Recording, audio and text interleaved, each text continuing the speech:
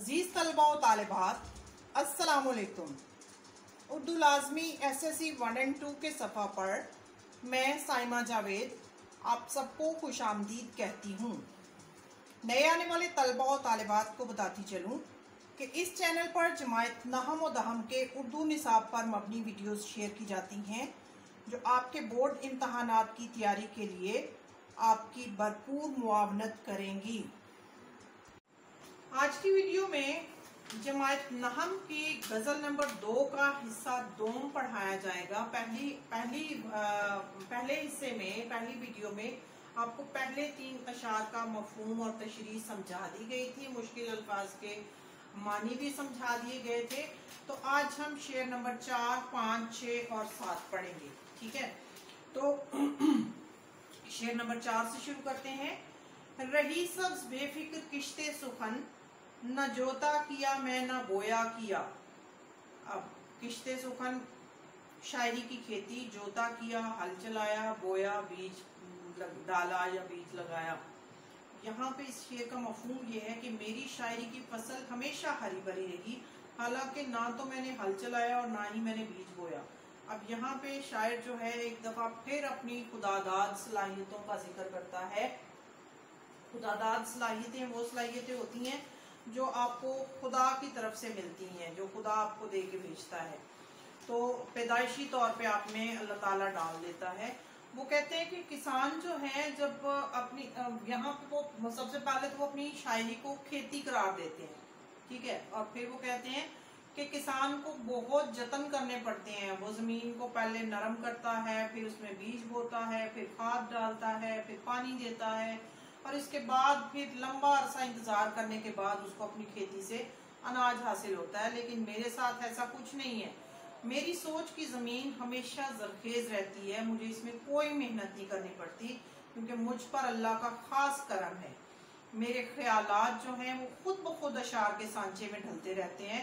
मुझे अपने इस फन को निखारने के लिए कोई मेहनत नहीं करनी पड़ती क्योंकि वो जो है वो एक कादरुल कलाम शायर थे और यहाँ पे वो खुदा की दी हुई सलाहियत का जिक्र कर रहे हैं। तो यहाँ पे बेफिक्र किश्ते सुखन से की तरकीब इस्तेमाल की गई है। इससे मुराद ये है कि शायरी की वो जरखेज जमीन जिस पर कोई भी मेहनत नहीं की गई। इसके बरक्स फसल उगाने के लिए बहुत मेहनत करनी पड़ती है। तो शायर ये दावा कर रहा है कि उसकी जो शायरी की सलाहियत है वो खुदा की तरफ से अता की गई है उसको।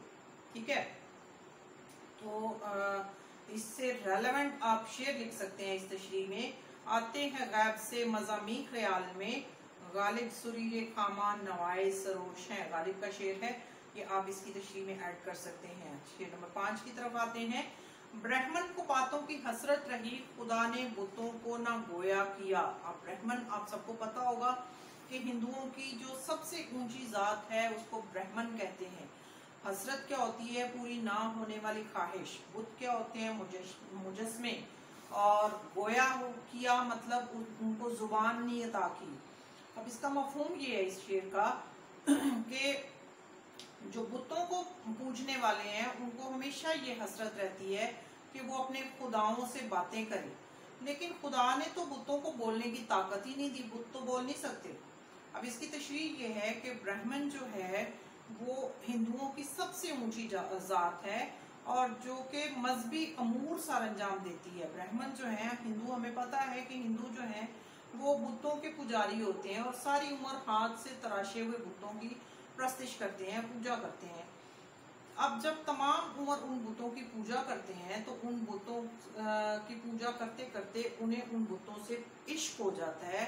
फिर उनके दिल में ये ख्वाहिश पैदा हो जाती है कि वो जिन बुतों की पूजा करते हैं वो उनसे, काश के वो बुत उनसे बात कर सकें। ठीक है, हम घर में जब पेट्स भी रखते हैं, कोई सी भी चीज जो हर वक्त हमारे पास रहती है, तो हमें ये होता है कि हम उसके साथ बात भी करें।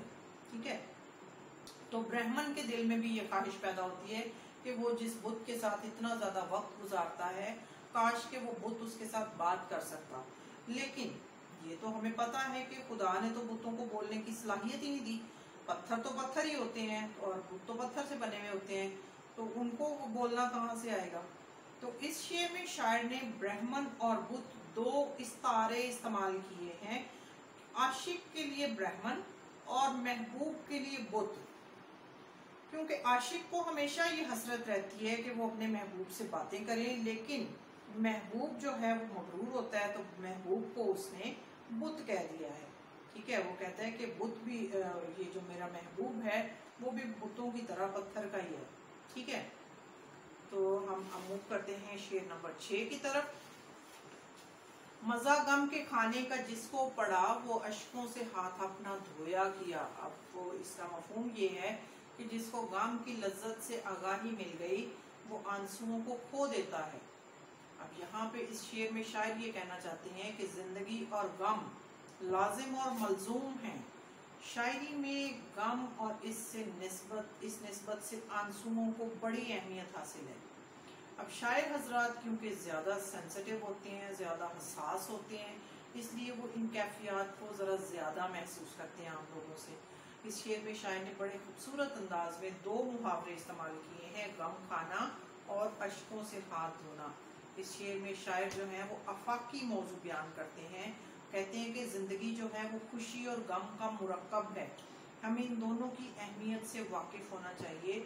अगर हम लफ्जी मायने में देखें तो शायर कहते हैं कि वो लोग जिनको ज़िंदगी में बहुत ज़्यादा दुख मिलते हैं उनकी आंखों से बेख्तियार अश्क बहने लगते हैं, यानी आंसू बहने लगते हैं, लेकिन जब गम सहने का सलीका आ जाए तो सब्र भी आ ही जाता है। जैसा कि नासिर काज़मी कहते हैं, पीजा अयाम की तलखी को हंस के नासिर, गम को सहने में भी कुदरत ने मजा रखा है। आखिरी शेर की तरफ आते हैं। ये असल में मक्ता है। जखंदा से आतिश मोहब्बत रही, कुएं में मुझे दिल डुबोया किया। अब यहाँ पे महबूब की जो ठोड़ी का गड़ा है उसकी बात करते हैं हैदर अली आतिश, और वो ये कहते हैं, इसका मफहूम ये है कि मुझे महबूब की ठोड़ी में पड़ने वाले गड़े से बहुत मोहब्बत थी और मेरे दिल ने मुझे कुएं में डुबो दिया। यहाँ पे इसकी तशरीह आप कैसे करेंगे, इसकी तशरीह में आप लिखेंगे, इस शेर में शायर कहते हैं कि मेरे महबूब की ठोड़ी में जो गड़ा पड़ता है, डिम्पल जिसको आप कहते हैं, मुझे उससे बहुत मोहब्बत है, मैं उसकी खूबसूरती पर कुर्बान हूँ, लेकिन वो मुझसे हमेशा बेजार रहता है। अब ये शेर रवायती मौजू लिए हुए है, जैसा कि रवायती शायरी मैंने आपको पहले भी बताया, उर्दू की रवायती शायरी में ये शेर अपने महबूब की तारीफ करने के लिए लिखा गया है। शायर यहाँ अपने महबूब के हुस्न और जमाल की तारीफ करते हुए कहता है कि मेरे महबूब की खूबसूरती दिलरुबा है। यहाँ शायर ने ठोड़ी के गड़े के लिए कुएं का इस्तारा इस्तेमाल किया है।